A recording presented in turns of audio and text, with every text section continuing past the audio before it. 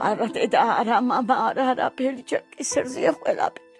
თუ რამე გავედიან სამუშაოდ მეზობელს სამე ექნება დასალაგებელი 20-30 ლარი გავდივარ ბაზარში ყიდულობ მომაქვს სურსად. გასხურა გაქვს? არა.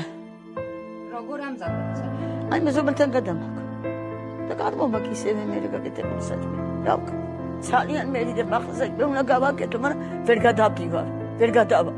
მოხუცი კოჭრი დედა თავად ძლივს დადის და მზადაა თავისი მძიმედ დაავადებული შვილისთვის მოკვდეს. ესაბრალო ადამიანები საშინელ სიღატაკეში ცხოვრობენ. რთულია მათ საცხოვრებელ სახლი ეწოდოს, ხოხი ფანჯრებისა და კარების გარეშე, რომელიც ლპება, რომლის სახურავი სულ დახრეტილია ისევე როგორც ამ საბრალო ქალის გული. 38 წლის ვარერი ქეთევანის ერთადერთი ვაჟია. მან 5 მძიმე ოპერაცია გადაიტანა მას შემდეგ, რაც ტოტი დაეცა და თავის დუმი დაუსიანდა. დედა ერთადერთი ახლობელი ადამიანია, ვინც მას დარჩა. მამა დიდი ხნის წინ გარდაეცვალა. ნათესავები არ ყავს. რა ბედიერის დედა თუ აღარ ეყოლება. ქეთევანმა ფეხი მოიტეხა და გადაადგილება უჭირს, მაგრამ საკუთარი ტკივილისთვის არ საღია. სარიელი მჭადია დღესაც და ყოველდღიურად ერთადერთი საჭმელი მათ სახლში. სოციალური დახმარება 120 ლარი პურის აღიძვლადაც კი არ ყოფნით. უპირველეს ყოვლისა ესაჭიროებათ მედიკამენტები, ასევე საკვები პროდუქტები, საწორები. ნებისმიერი ავეჯი და ტექნიკა სჭირდებათ. სახლში არც არიცხი მანქანა, არც მაცივარი, არც გასქურაა. რა თქმა უნდა, ავარიული სახლის შეკეთება და სახურავზე ხვრელების ამოვსება საჭირო.